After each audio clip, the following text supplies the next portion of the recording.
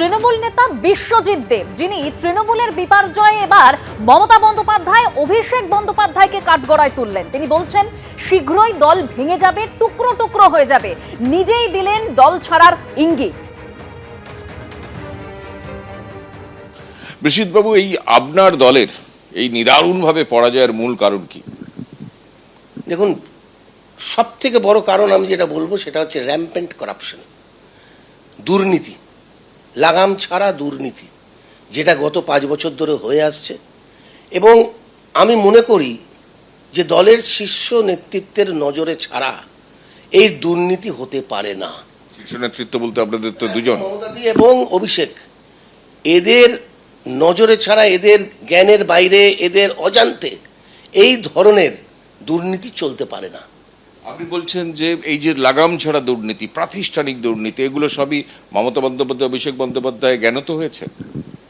এটা হতে পারে যে তারা জানতো না, মমতা বন্দ্যোপাধ্যায় কিচ্ছু জানতো না, আর একটার পর একটা দপ্তরে লাগাতার দুর্নীতি হয়ে গেছে।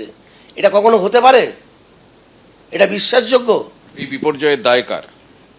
এই বিপর্যয়ের দায় নিশ্চয়ই মমতাদি এবং নিশ্চয়ই অভিষেকের, কারণ তাদের দুজনের উপরে দলটা চলতো। তাদের দুজনের বাইরে দল ছিল না, আর আইপ্যাক, আর মাঝখানে ছিল আইপ্যাক।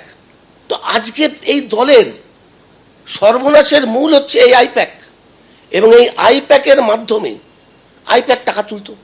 টাকা যেত কোথায়? যেত কোথায় কেউ জানে না, এটা কেউ বলতে পারবে না, কিন্তু তারা টাকা চাইতো, এটা ফ্যাক্ট। অভিষেক বন্দ্যোপাধ্যায়ের ভূমিকা নিয়ে প্রচুর সমালোচনা হচ্ছে, বিশেষত মানে আপনার দলেরই প্রচুর নেতা মুখ খুলছেন। আপনি কি বলবেন? বিভিন্ন জায়গায় অভিযোগ উঠছে যে কর্মীরা মার খাচ্ছে, কর্মীরা গড় ছাড়া। তো উনি তো সর্বভারতীয় সাধারণ সম্পাদক, উনি কেন রাস্তায় নেমে কর্মীদের পাশে দাঁড়াচ্ছেন না? কেন? সেটা ওনাকে বলতে হবে কেন দাঁড়াচ্ছেন না। তার কারণটা হচ্ছে মেরুদণ্ড, ওনার মেরুদণ্ডটা ভেঙে গেছে। মানুষের যখন মোরাল ব্রেকডাউন হয়ে যায় তখন এই অবস্থা হয়। আজকে দিশাহারা হয়ে গেছে। যা যেভাবে বালির বাঁধের মতো মানে একের পর এক বক্তব্য, এবং আপনারও বক্তব্য আমি শুনছি, মানে তাতে কি এই দল অটুট থাকবে আগামী দিনে? প্রশ্নই নেই, কোনো টুকরো টুকরো হয়ে যাবে। আমার যা ধারণা, কিছু চলে যাবে কংগ্রেসে, কিছু লোক চলে যাবে বিজেপিতে, কিছু লোক চলে যাবে সিপিএমে, আর ওই সাইনবোর্ড হয়ে থাকবে। যেটা আমরা আগে বলতাম না, কংগ্রেস সাইনবোর্ড হয়ে গেছে, সিপিএম সাইনবোর্ড হয়ে গেছে, এটাই হবে তৃণমূল। কংগ্রেসটা সাইনবোর্ড হয়ে যাবে, ভেঙে টুকরো হয়ে যাবে বলছে একদম। It will be disintegrated. খুব শিগগিরই দেখবেন। এই দিন আর হয়েই তো গেছে, বাকিটা জাস্ট সময়ের অপেক্ষা। It's a matter of time, question of time. তৃণমূলে এবার সাংসদ বনাম সাংসদ, এক সাংসদের বিরুদ্ধে লোকসভার অধ্যক্ষের কাছে চিঠি লিখে নালিশ করছেন অন্য সাংসদ। কল্যাণ বন্দ্যোপাধ্যায়ের বিরুদ্ধে লোকসভার অধ্যক্ষ ওম বিড়লার কাছে চিঠি দিয়েছেন কাকলি ঘোষ দস্তিদার। লোকসভার অধ্যক্ষের কাছে চিঠি লিখে আনুষ্ঠানিক অভিযোগ জানানোর অনুমতি প্রার্থনা করেছেন বারাসতের তৃণমূল সাংসদ। কল্যাণ বন্দ্যোপাধ্যায়ের বিরুদ্ধে কটূক্তি ও নারী বিদ্বেষের অভিযোগ রয়েছে কাকলি ঘোষ দস্তিদারের।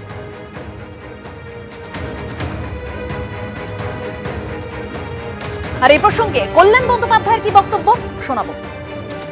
মাননীয় স্পিকার সাহেব কি করবেন সেটা তো ওনার ডিসক্রিপশন, সেখানে তো আমি কিছু বলতে পারি না। তো কমপ্লেনটাই করেছেন যে কবে আমি গালাগালটা দিয়েছি সেটা লিখেছে। আগে কখনো মনে হলে তো ওরকম ভাবে হয় না, হঠাৎ 4th মের পর থেকে বিজেপি যেমন সবাইকে আগে কখনো মনে হলো করছে, তা উনিও ওনার মতো আগের মতো কোনো মনে হলো বললে তো হবে না। সবকিছু তো একটা নিয়ম আছে।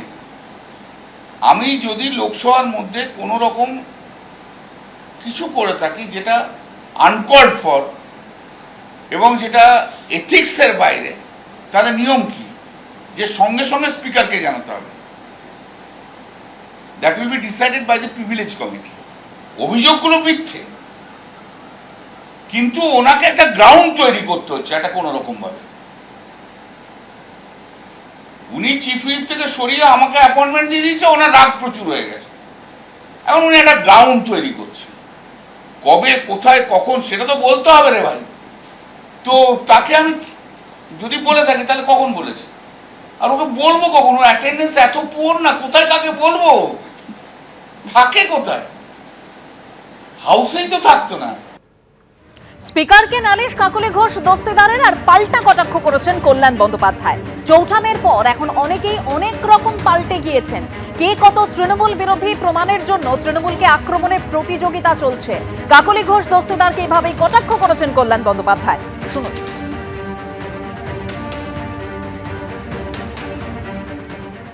হ্যাঁ, আমি তো আমার জ্ঞানগম্যি কম, ওনাদের জ্ঞানগম্যি বেশি। আসলে বাংলায় পড়া মানুষদের না উনি অশিক্ষিত বলে ধরেন। আমি তো বাংলাতে পড়াশোনা করেছি, পশ্চিমবাংলায়, তা উনি লন্ডনে পড়াশোনা করেছেন, তাই জন্য আমাকে অশিক্ষিত বলে। আমি বাংলার স্কুল, কলেজ, ইউনিভার্সিটিতে পড়াশোনা করেছি, আর উনি লন্ডনে পড়াশোনা করেছেন, তাই জন্য উনি আমাকে অশিক্ষিত ধরেন। আসল কথা হচ্ছে ফোর্থ ওয়ের পর অনেকেই অনেক রকম পাল্টে যাচ্ছে। এখন কে কত তৃণমূল বিরোধী বলার জন্য তৃণমূলের লোককে আঘাত করবে তার একটা কম্পিটিশন হয়েছে, যাতে গান গাইতে পারে খোলো খোলো দ্বার ও গৃহস্থ থেকো না লুকায়, যার যা আছে আনো বই আনো সব দিতে হবে। নারদা কাণ্ড নিয়েও কাকলি ঘোষ দস্তিদারকে নিশানা করেছেন কল্যাণ বন্দ্যোপাধ্যায়। উনি নারদা কাণ্ডে ক্যামেরার সামনে 5 লক্ষ টাকা নিয়েছেন। সিবিআই চার্জশিট পেশ করেছে, বিচার প্রক্রিয়া শুরুর জন্য স্পিকারের অনুমতি চেয়েছে। নারদা কাণ্ডে লোকসভা স্পিকারের কাছে সাংসদদের বিরুদ্ধে বিচার প্রক্রিয়া শুরুর অনুমোদন ঝুলে রয়েছে। বিচার প্রক্রিয়া শুরুর অনুমোদন দিতে স্পিকারকে শীঘ্রই চিঠি লিখব, কাচের ঘরে থেকে ঢিল ছোড়া উচিত নয় হুঙ্কার দিয়েছেন কল্যাণ বন্দ্যোপাধ্যায়। এই মুহূর্তের যে খবর সামনে আসছে, এবার তৃণমূল কংগ্রেসের মুখপাত্রের পদ ছাড়তে চেয়ে চিঠি দিলেন অরূপ চক্রবর্তী। গতকালই আমরা দেখেছি পাবলিক অ্যাকাউন্টস কমিটি, অর্থাৎ কলকাতা পুরসভার পাবলিক অ্যাকাউন্টস কমিটির সদস্য পদ থেকে ইস্তফা দিয়েছেন তিনি, আর এবার তৃণমূল কংগ্রেসের মুখপাত্রের পদ ছাড়তে চেয়ে চিঠি দিয়েছেন অরূপ চক্রবর্তী। ব্যক্তিগত কারণ দেখিয়েছেন অরূপ চক্রবর্তী। ঠিক কি খবর রয়েছে আমরা একবার জানবো। আমাদের প্রতিনিধি অর্ণব মুখোপাধ্যায় রয়েছেন আমাদের সঙ্গে। অর্ণব, দেখো, অরূপ চক্রবর্তী, যিনি তৃণমূল কংগ্রেসের অন্যতম মুখপাত্র ছিলেন, তিনি গতকালই কাউন্সিলরও তিনি বটে 98 নম্বর ওয়ার্ডের, এবং সেই সঙ্গে তিনি গতকাল মিউনিসিপ্যাল অ্যাকাউন্টস কমিটি থেকে পদত্যাগ করেছিলেন। আর আজকে তিনি একটি মেল করেছেন general secretary all India Trinamool কংগ্রেসকে, এবং সেই সঙ্গে সিসি করেছেন মিডিয়া সেল ইনচার্জকে, এবং সেখানে তিনি লিখেছেন যে তিনি এই মুখপাত্রের যে পদ তার কাছে ছিল সেখান থেকে তিনি পদত্যাগ করছেন। এবং সেই পদত্যাগপত্র তিনি যেটা পাঠিয়েছেন সেইখানে তিনি লিখেছেন যে তার উপর দল যে ভরসা করেছিল, যে দায়িত্ব দিয়েছিল, সেটা তিনি যথাযথভাবে পালন করার চেষ্টা করেছেন, এবং সেই কারণে তিনি দলের কাছে গ্রেটফুল। এবং তার পাশাপাশি তিনি এটাও লিখেছেন যে তার ব্যক্তিগত কারণে তিনি সিদ্ধান্ত নিয়েছেন যে তোমার এই পদে আর তিনি থাকবেন না, এবং দল যেন এটাকে অ্যাকসেপ্ট করে, এই মর্মে তিনি একটি মেল করেছেন এবং পদত্যাগপত্র পাঠিয়েছেন। এবং গতকালই আমরা দেখেছিলাম যে তিনি বেশ কিছু ক্ষোভ প্রকাশ করেছেন যে দলীয় কর্মীরা যখন মার খাচ্ছে তখন এক শ্রেণীর নেতা যারা নিরাপত্তা নিয়ে ঘুরে বেড়াচ্ছিলেন যারা আগে, তাদেরকে আর দেখা যায়নি।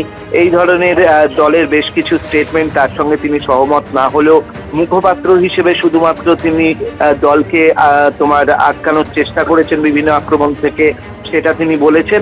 এবং তারপরে আজকে যেরকম ভাবে আমরা দেখতে পেলাম যে তিনি কিন্তু পদত্যাগ করলেন মুখপাত্রের পদ থেকে, এবং সেই মর্মে তিনি একটি মেলও পাঠিয়ে দিয়েছেন।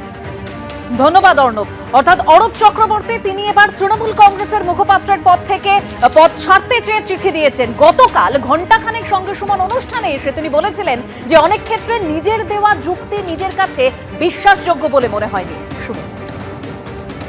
অরূপ, ব্যক্তিগত ইমেজের তোয়াক্কা না করে তুমি দলকে বাঁচিয়ে গেছো। আজ কি হলো যে জীবনানন্দের ভাষায় বললে যে অরূপ চক্রবর্তীর অসহ্য বোধ হইল? না সুমন, এইটা তো দেখুন, দল যখন আমাকে মুখপাত্র হিসেবে আপনার চ্যানেল বা অন্য চ্যানেলে পাঠিয়েছে, আমি জানি যে এটা স্পেড নয়, এটা ক্লাব, কিন্তু আমাকে এটা স্পেড বলতে হবে, কারণ আমি পার্টির সোলজার। সেই জায়গায় মুখপাত্র হিসেবে আমার কাজ ছিল। যেমন আমি একটা উদাহরণ দিই, তো তোমার সাথে আমি অনেকবার বলেছি যে এই চিংড়িহাটার যে ফ্লাইওভারের ইনসিডেন্টটা, মানে আমি আজ অবধি আমি কোনো জাস্টিফিকেশন খুঁজে পাইনি যে কেন 4টে দিন বা 5টা দিন সময় দেওয়া। বলা হয়েছিল তো বৃহস্পতিবার থেকে শনিবার, এই রোববার, এই স্প্যানটার মধ্যে একটা দেওয়া হোক, সুপ্রিম কোর্টে পর্যন্ত যাওয়া হয়েছে। আমি বিইং মুখপাত্র, আমি চ্যানেলে দিনের পর দিন এটা ডিফেন্ড করছি। আমি জানি আমার যুক্তিটা আমার নিজের কাছেই বিশ্বাসযোগ্য হচ্ছে না, কিন্তু আমি দলের কর্মী হিসেবে সেই যুক্তি দিয়েছি। কিন্তু আজকে দেখো, আজকে যখন 5 দিনের মধ্যে কাজটা কমপ্লিট হয়ে গেল, মানুষ শুধু নিজের চোখে দেখতে পাচ্ছেন না। আমি কেন বলছি আজকে হারটাকে স্বীকার করতে হবে, নইলে এত বছরের জেতাগুলো মিথ্যে হয়ে যায়। 2011-র জেতাটা যেরকম সত্যি ছিল, 16-র জেতাটা যেমন সত্যি ছিল, 21 বা 24-এর জেতা যেমন সত্যি ছিল, 26-এর হারটাকেও স্বীকার করতে হবে, নইলে এতদিনের জিতগুলো মিথ্যে হয়ে যায়। এটা তো ঘটনা, তোমার সাথেই দিনের পর দিন আমি আরজিকরকে ডিফেন্ড করেছি। আজকে আমি অস্বীকার ভাবের ঘরে চুরি করলে তো হবে না। আজকে যে আমাদের হাত থেকে মহিলা ভোটটা চলে গেল, সেটার অন্যতম অভিঘাত তো আরজিকর। আরজিকর তো তৃণমূল ঘটায়নি, কিন্তু গোটা ঘটনার দায় আমাদের নিতে হলো কেন? একটা প্রমোশনাল পোস্টিং। কেন সন্দীপ ঘোষকে রাতারাতি পোস্টিং দিতে হবে? শুধু তাই না, রাজ্যের একজন মন্ত্রীকে এবং একজন নির্বাচিত বিধায়ককে হাসপাতালে গিয়ে তাকে চেয়ারে বসাতে হবে। মানে আমি কোন, মমতা ব্যানার্জি তো স্বাস্থ্যমন্ত্রী ছিলেন, চন্দ্রিমাদি সম্ভবত প্রতিমন্ত্রী ছিলেন, কিন্তু তাহলে কি কোনো সুপার স্বাস্থ্যমন্ত্রী তাকে খুশি করতে গিয়ে গোটা দলকে বিপদের মুখে ফেলে দিতে হয়েছিল? আজকে মানুষ কেন আমাদের বিপক্ষে গেলেন? মানুষের মনে ধারণাটা তৈরি হলো যে আরজিকর ইনসিডেন্টের জন্য বোধহয় পেছন থেকে তৃণমূল দায়ী, নইলে তৃণমূল কেন একজন ব্যক্তিকে এরকম প্রমোশন দিতে উদ্গ্রীব হয়ে রয়েছে? এই প্রশ্নের সদুত্তর তো পাইনি। এবিপি আনন্দ, এগিয়ে থাকে, এগিয়ে রাখে।